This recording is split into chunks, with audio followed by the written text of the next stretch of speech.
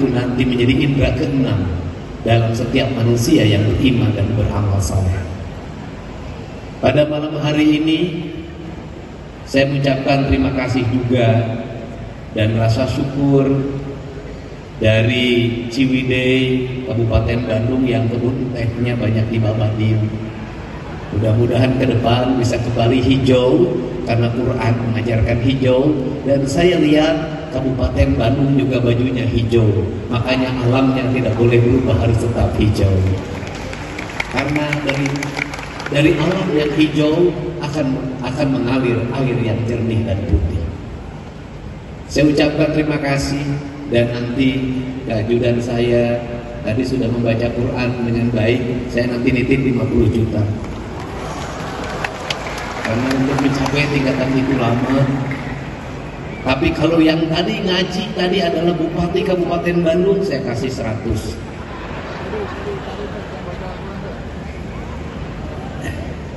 Saya mengucapkan terima kasih juga pada Kang Maman Imanul Haq. Ini tokoh santri yang menjadi politisi yang tetap konsisten pada keislaman dan kesundaan yang saya tahu. Sehingga kalimat kesundaan mohon Pak Kemenag, Pak Kanwil, itu ketika saya wakil bupati dulu, ada dosen Universitas Pasundan bernama Hidayat Suryalaga. Dia menulis terjemah Al-Quran dalam rumpaka Sunda yang sudah disusun dalam bentuk mamaos, dan saya minta di tahun depan itu masuk menjadi salah satu cabang yang diperlombakan, yaitu mamaos dalam bahasa Sunda, tapi isi mamaosnya adalah terjemahan Al-Quran. Saya ucapkan terima kasih juga, karena kalau tidak saya sebut nanti saya dimarahin oleh Pak Bupati. Kang Asep Romli, terus anggota DPR RI juga, keluarga besar Bedas, tepuk tangan, ucapkan terima kasih. Saya mengucapkan terima kasih pada Pak Ketua DPRD Provinsi Jawa Barat yang mewakili Pangdam 3 Siliwangi. Kita hari ini memasuki pada sebuah fase di mana kita mengagungkan Al-Quran.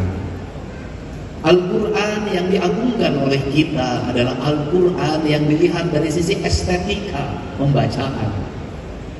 Dari estetika pembacaan itu pada akhirnya akan lahir pemaknaan. Karena nilai-nilai agama kalau tidak disampaikan secara estetika, maka kita tidak akan bisa memahami Sang Maha Kuasa. Kita ini sampai hari ini memaknai Allah, sujud pada Allah, itu baru sampai pada tingkat estetika. Belum sampai pada tingkat hakikat, pada tingkat makna, pada makom spiritualitas yang tertinggi. Kita baru sampai pada tingkat estetik. Kita tertarik untuk salat dengan khusyuk, manakala imamnya berestetika dalam mengimami kita semua. Kita bolak-balik pergi umroh,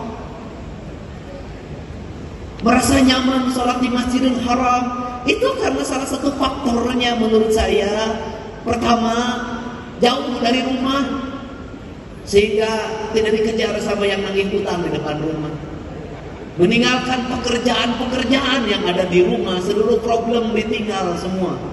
Kemudian yang berikutnya juga imamnya memiliki kualifikasi orang yang mumpuni di dalam mengimami kita dalam hafalan Al-Qur'annya. Setelah itu jangan dilupakan, bukan hanya imam, teknologi sound systemnya yang sangat tinggi dan harganya mahal.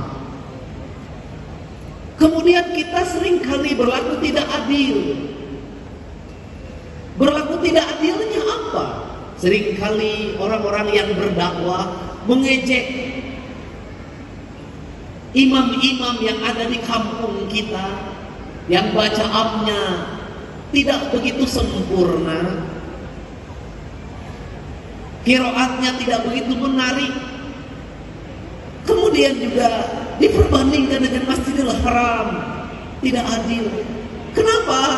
Imam di kampung kita satu, hidupnya bukan hidup dari mengimami. Ngimaman macul terus kah sawah, ngimaman poe pare itu kahujanan, ngimaman pamajikan di imam gogorowokan. Dia tidak fokus menjadi imam. Yang itu yang pertama, artinya dari sisi keikhlasan dia lebih ikhlas dari siapapun, tanpa digaji oleh DKM-nya, tanpa digaji oleh negara. Dia mengabdikan diri secara total menjadi imam, menjadi khotib, mengajar anak-anak di surau, mengajar anak-anak di pengajian-pengajian. Menurut saya bisa jadi yang dekat dengan Allah adalah dia, bukan yang di Masjidil Haram, tanpa membandingkan. Kalau yang di Masjidil Haram berapa gaji dalam setiap bulan? Rumahnya dijaga, kemudian dia spesifikasi imam, kemana-mana didampingi, lebih gagah dari gubernur Jawa Barat. Wajar. Aki-aki di Ciwidey, subuh-subuh kudu hudang, adana gogorogokan, geus adan capek-capek unu datang hiji-hiji acan. Anu tukang umroh ge datang di lembur nama rajin soten ke umroh. Kemudian ada satu peristiwa ini yang adzan di masjid, saking pusingnya ketika adzan subuh tidak ada yang datang, kemudian dia berinisiatif ada jam 9 pagi. Pada waktu adzan jam 9 pagi subuh orang datang. Ngapa? Gelo, cina maunya adan jam 8, ada naon sia teh. Yang adan jawab si anu gelok mah. Bu aing da adanan subuh sia teu datang, da adanan jam 8 sia